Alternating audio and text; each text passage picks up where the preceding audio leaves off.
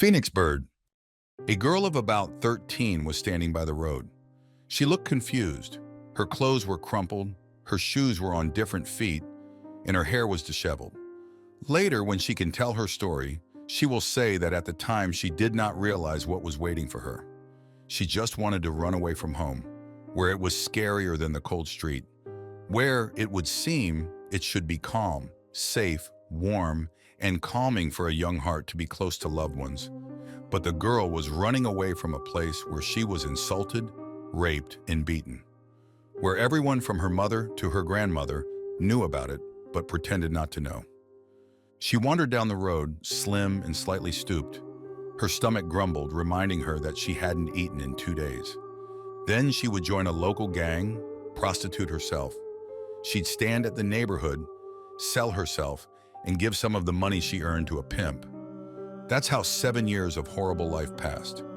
One of her regular clients later became her husband. Perhaps he took pity on the poor girl, or wanted to accomplish the feat of saving the fallen one, or perhaps he fell in love with her. He saw the wounded soul. She did not know. He just asked her to marry him, and she did. They had a son. But the memory of the past did not leave. The habits made themselves felt.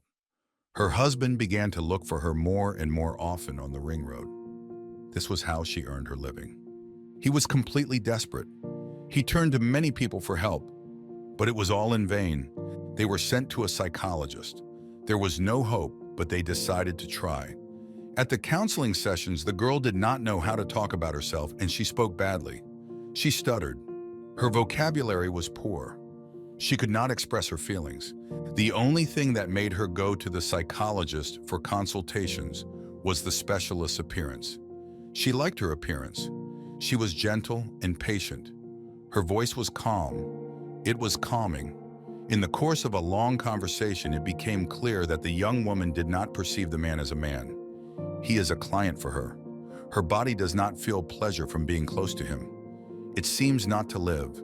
It did not know how to respond to touch. It did not know warm and tender embraces. The young woman did not know how and did not know how to care for it. It was as if it did not belong to her. And then the psychologist began to tell her and teach her how to take care of it, step by step, starting with buying a fragrant gel and a soft sponge to body oil. The girl gradually learned to feel him.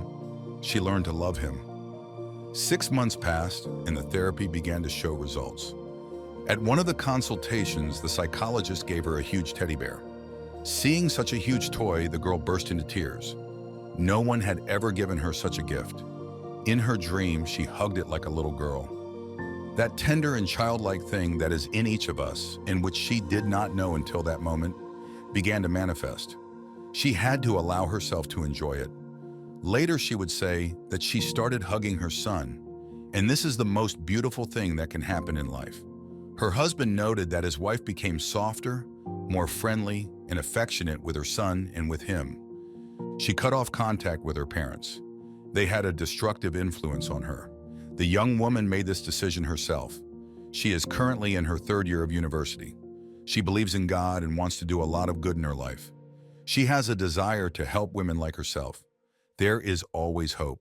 Even if you think you are at the bottom, there will definitely be people who will lend a helping hand. The main thing is not to miss them.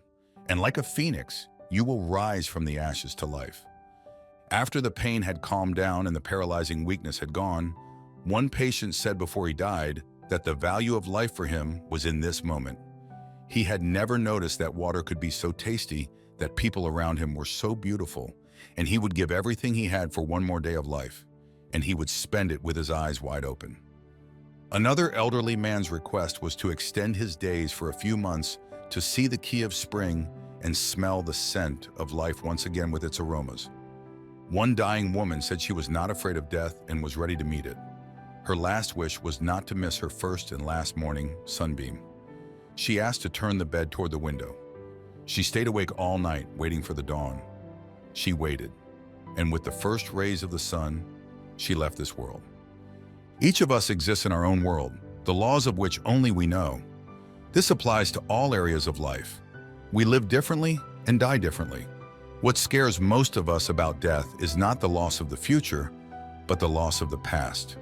Our longing, sadness, tossing and turning are inevitable companions of dying. And it is rare to meet a person who is calm, grateful for life, and resigned to letting it go. And perhaps to prevent our sadness from being so painful in the future, we should ask ourselves what we can change in our lives now, so that when we look back in a year or 5, 10, 20 years from now, we will not feel the torment of destructive longing. In other words, can we begin to live without accumulating reasons for regret? As Irwin Yalom wrote in his book, Looking into the Sun, life without fear of death, it is not easy to live with the constant awareness of one's own mortality. It's like trying to stare at the sun. You can only endure to a certain point. But this pain makes us love life and appreciate it with a passion that is perhaps the ultimate cause of all joy and all art.